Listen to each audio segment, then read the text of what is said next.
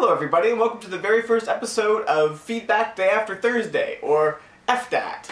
Like, F-dat Ethan guy. What a jerk. Anyway, I don't quite know how I'm going to do this yet, so please bear with me as I stumble through my first attempt. But the first step, of course, is to open up the big old book of feedback. Why doesn't this... I thought it did this. What happens if I do this? Looks less like a book now, but now I can read it. So to make things convenient and confusing, I encourage lots of feedback from all sorts of different locations. You can comment on the video itself on YouTube, you can comment on the site, wrongabouteverything.ca, you can comment on Facebook if we're friends on Facebook. There's not an official page yet, and I'm not sure there will be, at least for a while. You can email me, you can snail mail me, there's all sorts of ways to get in touch with me. So, in reflection of that, I've collected from a few different sources over the entire course of how long the site's been running, just to respond to a few comments. Finally. So I got this email from Jay via email. I have no idea who this guy is. None. Yo, I liked your Unbreakable episode. I started watching the show yesterday. I think he's referring to Unbreakable Kimmy Schmidt, not this show. First impressions are kind of lukewarm so far, but I'll report back faux shizzle. Tone almost feels closer to Running Wild than it does to 30 Rock. Interesting. I haven't seen Running Wild in a while. I liked it for Peter Serafinowicz, and that was kind of it. So I should watch that again. Anyway, then Jay starts another paragraph, because you can do that in emails, and he said, do you like / have any interest in Kendrick Lamar? A bunch of his stuff, and he talks about him and how great he is. I have not listened to him, so maybe I should, and do a wrong episode about him. I like that. I like when you suggest for me to watch or listen to things and then talk about it on my show. Be happy to take suggestions. Alright, thank you Jay for your email, whoever you are. Next I have a comment from Michael via the actual site, wrongabouteverything.ca. He commented on an article that I wrote. The article was called Influence and Violence, a reflection on Uncharted and Modern Tomb Raider, and that doesn't get you really excited to read it. Man, I don't know. Anyway, he writes a long comment that I encourage you to go seek out and read, because it's great, but I'm only going to read a little bit of it for you now. He essentially talks about the disconnect between gameplay and story in Uncharted, and how it can feel so weird for Nathan Drake to be a lovable rogue, as he calls him, which is true, but then go off and murder hundreds of people. And at the end he says, I don't know if I have an overall point here, but I definitely prefer when the gameplay, tone, characters, and story all mesh together. I think there's some work to be done in Uncharted with regards to this. Yes, absolutely. I agree. I think I replied to him, but maybe I even said this, but what I'm excited about with Uncharted 4 is the fact that, I forget their names, but the two guys who worked on Uncharted 2, who also worked on The Last of Us, are working on Uncharted 4. The point is that Uncharted 2, I think, is the best one, and The Last of Us, even though I haven't completed it, what I've played is really quite good, and does a great job of meshing together story and gameplay, way better than Uncharted does. So I'm curious to see if Uncharted 4 can do a better job at this. Thank you, Michael. A certain Miss Mushasha commented on my wrong episode number 9, The Unbreakable Kimmy Schmidt, as well, and she says it was definitely Bill Hader, because I think that the vampire is Bill Hader. She agrees. She goes on to say, my favorite joke was the handsome one in the B-Day episode. Oh my god, I should stop talking because I'm being so insightful. Yes, you should. You're taking the attention away from me. This is my attention zone. I should relabel it attention zone, you know? Put a big neon letters. I need to adjust my setup anyway, you know? It's kind of drab. Any ideas? Write in! I've got another comment here via YouTube from Jewish Music Toronto. They commented on wrong episode number 6, which was entitled First Impressions, and who know what the crap I was talking about, but I think I was asking for ideas on how to do feedback. He suggests, if you're looking for a good idea for in-video responses, PBS Idea Channel devotes the end of their videos to just that. Maybe give that a watch for some inspiration, or just something to do.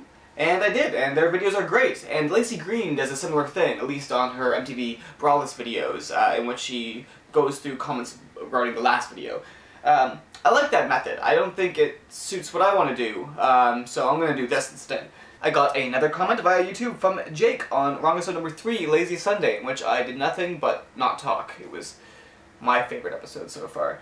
Every comment section needs an ego stroke, so that's what this is. Jake says, this series has been awesome so far! Exclamation mark. You express a great, unique perspective on everything. It's been pretty inspiring.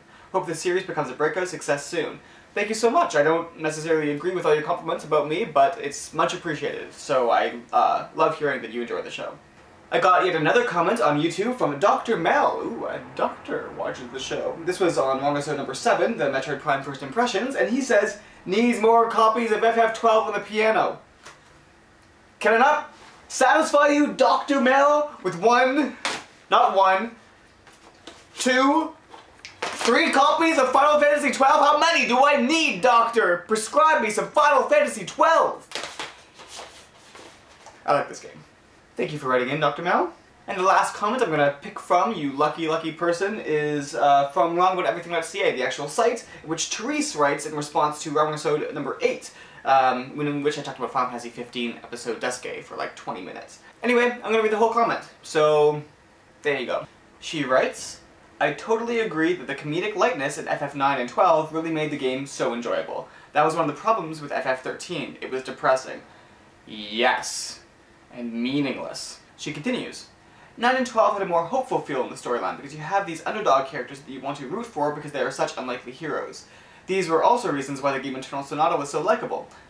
I don't necessarily agree about Eternal Sonata, and I think there's a lot of darkness in 9 and 12 as well, but I think that's able to come across more clearly because of the lightness. You see the whole spectrum, and so the darkness isn't just melodrama like it is in FF13. You get the spectrum, the complicated tapestry that's life, you know? She continues, also I haven't played the demo, but I've seen videos of FF15, and one of my concerns is, where are the female heroines at? I see 2 or 3 out of 12.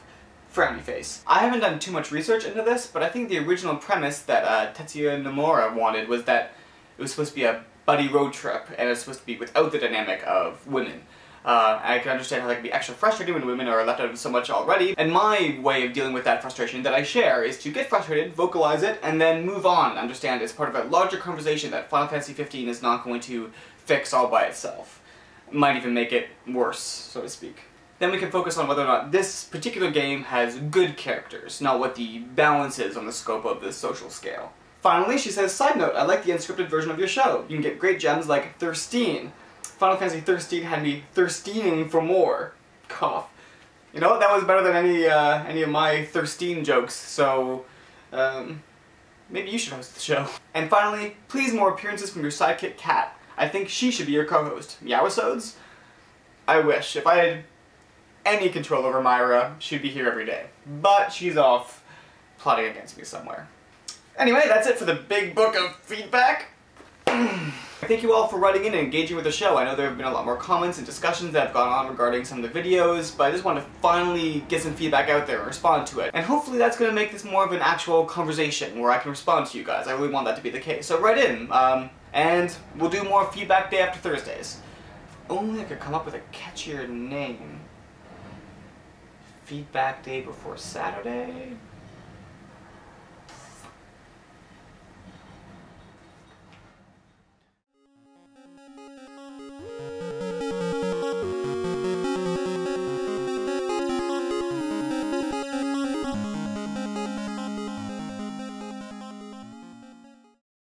She writes, I totally agree that the... Wow, slow down, true music.